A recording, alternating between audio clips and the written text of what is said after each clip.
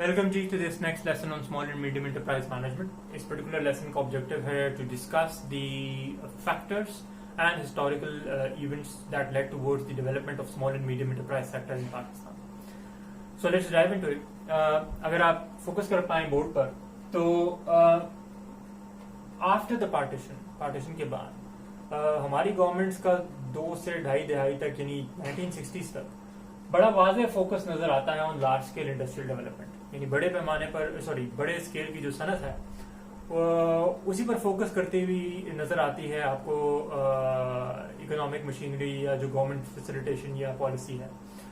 और निगलेक्ट करती है वाज़ेह तौर पे small and medium enterprise sector को। Without going into the detail, ये बड़ी हद तक बहुत सारे लोग आर्ग्यू करते हैं कि इसी के नतीजे में बड़ी वाज़े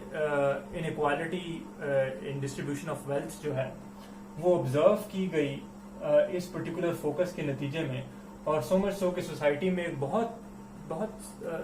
वाज़े इसके इम्पैक्ट और डिविजन्स देखे गए, so much so that led towards the partition of East and West Pakistan. So खैर anyways, the point is this के because of this particular disparity एक पॉलिटिकल मूवमेंट ओरिजिनेट होती है और जिसका नैरेटिव इस inequality of distribution of wealth को खत्म करना होता है, और नतीजतन एक बड़ी रेडिकल पॉलिसी जो है वो अडेप्ट की जाती है in form of nationalisation of large scale enterprises. ये शायद आप लोगों ने हिस्ट्री में गाये बगाए सुना होगा कि 1960s की जो बड़ा फॉल आउट है वो एक जारी बात है, मुल्क का डिवाइड हो जाना है, और दूसरा बड़ा फॉल आउट जो इकोनॉमिक फॉल आउट है उसमें नेशनलाइजेशन की जो पॉलिसी है वो सर फहरिस्त।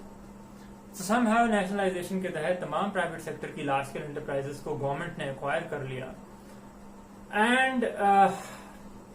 नतीजतन जो वक्त गुजरा इन लार्ज स्केल एंटरप्राइजेस में, जो कि अब प्रॉफिट मोटिव की जगह पब्लिक वेलफेयर के मोटिव से समहाउ चलाई जा रही थी, बिकॉज नेचुरली जब गवर्नमेंट्स किसी ऑर्गेनाइजेशन को चलाती हैं तो वहां पर प्रॉफिट मोटिव इतना ज्यादा प्रोमिनेंट नहीं होता जितना पब्लिक वेलफेयर को प्रायोरिटाइज किया जाता है। And because of that lack of commercial focus and lack of focus on the bottom line वाज़े increase in inefficiencies in particular organisations में नोट किया गया, जो कि गवर्नमेंट ने एक्वायर की थी, जो कि प्राइवेटली पहले ज्यादा एफिशिएंट थी, और क्योंकि स्ट्रिक्ट कमर्शियल कंट्रोल नहीं अप्लाई किया गया, जो कि गवर्नमेंट्स में तकरीबन इम्पॉसिबल है अप्लाई करना जनरली स्पीकिंग, तो आपकी जो लेबर है या वर्कफोर्स है वो इनएफिशिएंट या lack in terms of productivity lack करना शुरू होगी, और अल्टीमेटली जब आपकी लेबर या वर्कफोर्स नॉन प्रोडक्टिव होती है या एफिशिएंट नहीं होती तो नेचुरली जो ओवरऑल जो अल्टीमेट आउटपुट या प्रोडक्ट वो फर्म बना रही होती है उसकी क्वालिटी भी रिड्यूस हो जाती है, और मार्केट में परफॉर्म करने के बजाय वो मार्केट में अंडर परफॉर्म करना शुरू हो जाती है। तो ऐसी फर्म जब because of lack of efficiency and labour productivity जब मार्केट में अंडर परफॉर्म करेंगे, because of lack of sales, because of lack of quality of their output, तो नेचुरली रेवेन्यूज डिक्लाइन करते हैं और अल्टीमेटली ऑर्गेनाइजेशंस खसारे का शिकार हो जाती हैं। नंबर 2, नेशनलाइजेशन पॉलिसी का एक बड़ा नेगेटिव ये था कि मार्केट में लार्ज स्केल और दूसरे मीडियम स्केल पर की जाने वाली इन्वेस्टमेंट्स डिस्करेज हुई बड़े पैमाने पर, because since government was more interested in acquiring private enterprises, तो जाहिर बात है जो इन्वेस्टर्स उन्होंने मार्केट में इन्वेस्ट करना छोड़ दिया, और वो बड़ी हद तक डिस्करेज हुए इस पर्टिकुलर सिचुएशन में। ये बड़ी फितरी सी बात है। नेचुरली एक बड़ा सिग्निफिकेंट जो इकोनॉमिक डिक्लाइन है वो नोटिस किया जाता है। नतीजतन ये एक एरा था जो अगेन कोलैप्स की तरफ गया, और आफ्टर दिस इंटरेस्टिंग बात यह है कि दोबारा से इस इकोनॉमिक डिक्लाइन के बाद as a solution, as a remedy, large scale industrial focus दोबारा अटेंशन या पॉपुलैरिटी हासिल कर लेता है गवर्नमेंट सर्कल्स में। लार्ज स्केल फोकस जारी बात है इट्स एट्रीब्यूटेड बाय, या इसकी जो खास बात होती है वो यही होती है कि लार्ज स्केल इंडस्ट्रीज को प्रमोट किया जाए, डेवलप किया जाए, और लार्ज स्केल इंटरप्राइजेस जो ऑलरेडी एग्जिस्ट करती हैं उनकी एक्सपेंशन को फैसिलिटेट किया जाए, और सारे के सारे बैंकिंग सेक्टर को एक ऐसे फ्रेमवर्क की तरफ लेकर जाए जहां पर वो प्रायोरिटी दे और इंश्योर करे कि जो फाइनेंशियल रिक्वायरमेंट्स हैं इस लार्ज स्केल इंडस्ट्री की उसको वो मीट करे, और कर्जाजात जितने हैं उसको इशू करे, so that large scale enterprises को सेटअप या एक्सपैंड किया जा सके। लेकिन अगेन ये हम उस दौर की बात कर रहे हैं जब IMF की स्ट्रिक्ट कंडीशंस हमारे ऊपर इम्पोज थी, प्लस जाहिर बात है एक और बड़ा फैक्टर जो कि एक और रिसेशन की तरफ लीड करता है सारे सिस्टम को, वो जो हायर डिफॉल्ट रेट है या कर्जाजात जो के लिए गए थे बैंकिंग सिस्टम से लार्ज स्केल एंटरप्राइजेस को सेटअप या एक्सपैंड करने के लिए, उसको वापस ना कर पाने की जो सलाहियत है वो सामने आती है, और अगेन इकोनॉमी जो है वो पुश हो जाती है इनटू रिसेशन। तो इस तमाम बैकग्राउंड को बताने का मकसद ये है कि इस तमाम सिचुएशन से गुजर के ये रियलाइज किया जाता है कि ultimately the engine that is going to drive the future development of Pakistani economy, या वो इग्निशन जो कि जंप स्टार्ट या किक स्टार्ट कर पाएगा हमारी इकोनॉमी को दोबारा, वो small and medium enterprise sector है। वजूहात क्या है या वजूहात क्या बनी इस पर्टिकुलर रियलाइजेशन की कि अब फोकस करना चाहिए small and medium enterprise sector को डेवलप करने पर? Well, number one, because of the fact कि जो ओवरहेड कॉस्ट है किसी भी स्मॉल एंड मीडियम एंटरप्राइज की वो नेचुरली कम होती है, यानी कि किसी भी small and medium enterprise sector को सेटअप करने की यानी शुरू करने की, स्टार्टअप करने की कॉस्ट, और फिर उसे ऑपरेट करने की जो कॉस्ट है, यानी दूसरे एक एंगल से देखा जाए तो both in terms of fixed and running cost, आपका जो एक स्मॉल एंड मीडियम एंटरप्राइज होता है वो सारी बातें कम होता है। सो इट मीन्स कि ज्यादा रिसोर्सेज नहीं चाहिए होते एक ऐसा यूनिट, एक ऐसे यूनिट को मार्केट में एस्टेब्लिश करने के लिए जो यूनिट आपकी अल्टीमेटली जीडीपी में कंट्रीब्यूट करने का बायस बनता है, या प्रोडक्शन एक्टिविटी को रीइग्नाइट या रीइनिशिएट करने का बायस बनता है। दूसरी इंटरेस्टिंग बात यह है कि small and medium enterprise sector जो है वो जो फाइनेंशियल सेक्टर हमारा बैंकिंग सिस्टम है उस पर ज्यादा प्रेशर नहीं डालता, सिंस ये ऑलरेडी हम डिस्कस कर चुके हैं कि इसकी स्टार्टअप और रनिंग कॉस्ट जो है वो बड़ी कम होती है। तो अगर ये बोरोइंग करते भी हैं तो छोटी छोटी अमाउंट्स में बोरोइंग जो की जाती है, वेल अगेन ये डिबेट हम बाद में करेंगे कि कितनी ज्यादा अभी तक अवेलेबल है स्मॉल एंड मीडियम एंटरप्राइजेस को फाइनेंसिंग की फैसिलिटी, बट एनीवेज प्रिंसिपली ये एक फैक्ट जो है वो रियलाइजेशन का बायस बना कि एसएमईज को डेवलप करना चाहिए, क्योंकि एसएमईज को जितनी फाइनेंसिंग की रिक्वायरमेंट है वो अगर बैंकिंग सेक्टर पूरी करने की तरफ निकलते भी हैं या करते भी हैं पूरी, तो उन पर इतना ज्यादा प्रेशर नहीं पड़ेगा अगर कोई डिफॉल्ट होता है, सिंस अमाउंट इतनी ज्यादा लोन आउट नहीं की जाती है एसएमई सेक्टर को, जो जाहिर बात है जितनी ज्यादा लार्ज स्केल एंटरप्राइज को लोन आउट की जाती है। और एक लार्ज स्केल एंटरप्राइज जब डिफॉल्ट करती है तो वो मल्टीपल मिलियंस या मे बी इससे भी ज्यादा का सम्स जो है या फाइनेंसेस जो है उसको साथ डुबो देती हैं, जो कि जाहिर बात है बैंक के इन्वेस्ट किए होते हैं। यहाँ पर जो बर्डन है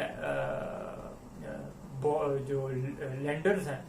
बैंक के वो क्योंकि बहुत ज्यादा होते हैं तो उनमें शेयर हो जाता है या स्प्रेड हो जाता है।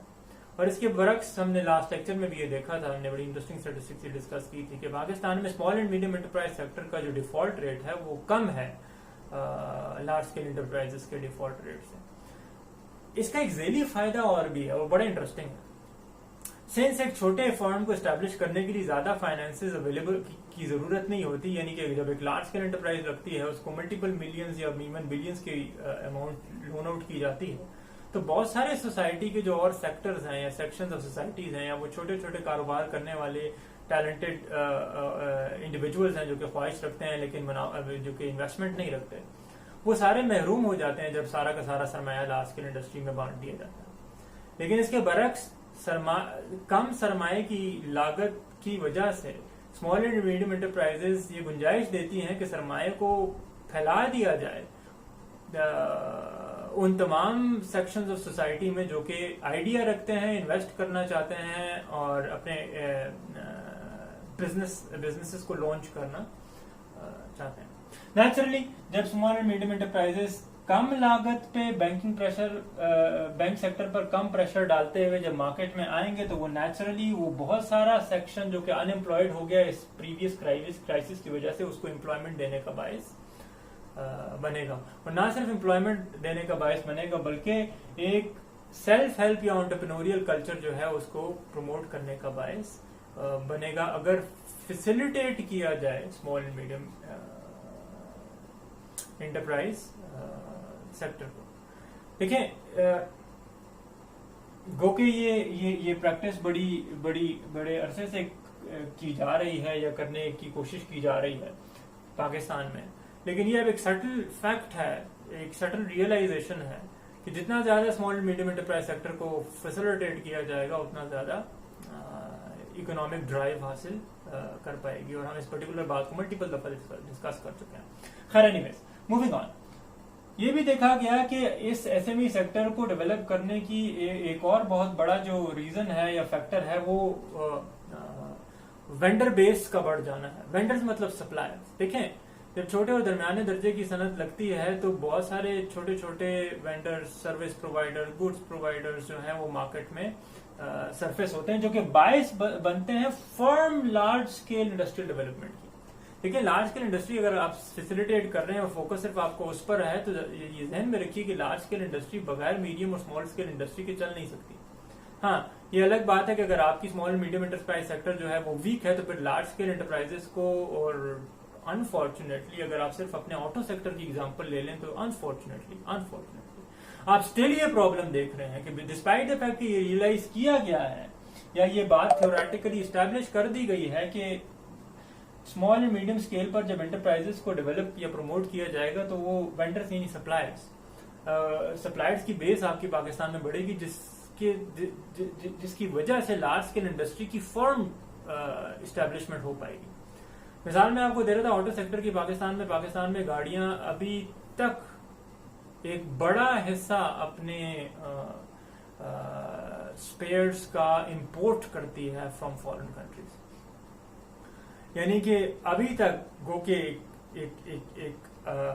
एक साइजेबल ऑटो पार्ट्स मैन्युफैक्चरर्स जो हैं वो पाकिस्तान में एग्जिस्ट करते हैं, लेकिन जो वाइटल और की रॉ मटेरियल्स हैं या आप यूं कह लें कि ऑटो पार्ट्स हैं वो जो गाड़ियों में इंस्टॉल होते हैं वो स्टिल इंपोर्ट किए जा रहे हैं। दैट्स वाई आपके सामने ये सिचुएशन कि जरा सी डॉलर की प्राइस ऊपर जाती है और आपको लाखों में गाड़ियों की कीमतें ऊपर होती हुई नजर आती हैं, जो जाहिर बातें हर्ट करती हैं कंज्यूमर्स की डिस्करेज करती हैं। अल्टीमेटली सेल्स डिस्करेज होती हैं और लार्ज स्केल इंडस्ट्री की जो डेवलपमेंट है वो भी डिस्करेज होती है। तो ये एक सिचुएशन है जो यहाँ पर आइडेंटिफाई की जा रही है कि ये रियलाइजेशन है, ये नॉलेज है, लेकिन स्टिल उस फैसिलिटेशन में लैग है, उसमें इतनी पेस नहीं है कि वो मैचअप कर पाए लार्ज स्केल एंटरप्राइज की वेंडर रिक्वायरमेंट के साथ, जो कि छोटे और दरमियाने दर्जे के सेक्टर ही पूरा करेगा। So anyways because of this particular factor ये रियलाइज किया गया कि एसएमई सेक्टर को डेवलप करना चाहिए, जो कि जारी बात है हम अभी भी लैग कर रहे हैं, which is highly unfortunate. Now moving on, finally वही प्रॉब्लम जिससे ये सारा कुछ शुरू हुआ एसएमई सेक्टर, उसका एक बहुत अच्छा सोल्यूशन देता है, और वो है जो इकोनॉमिक डिस्पैरिटी या अनइक्वल डिस्ट्रीब्यूशन ऑफ वेल्थ का इशू हो सोसाइटी में। तो जब सरमाया अवेलेबल होगा बहुत सारे उन तमाम इंडिविजुअल्स को जो कि छोटे छोटे पैमाने पर अपना कारोबार या सोल्यूशंस मार्केट में लॉन्च करना चाहते हैं, तो नेचुरली वो खुद से किसी पर डिपेंड किए बगैर अपने आप को एम्प्लॉय करेंगे, और ना सिर्फ वो सेल्फ एम्प्लॉयमेंट का बाइस बनेंगे बल्कि बहुत सारे और लोग एम्प्लॉयमेंट का बाइस बनेंगे, और अल्टीमेटली एक अच्छा जो इनकम मल्टीप्लायर है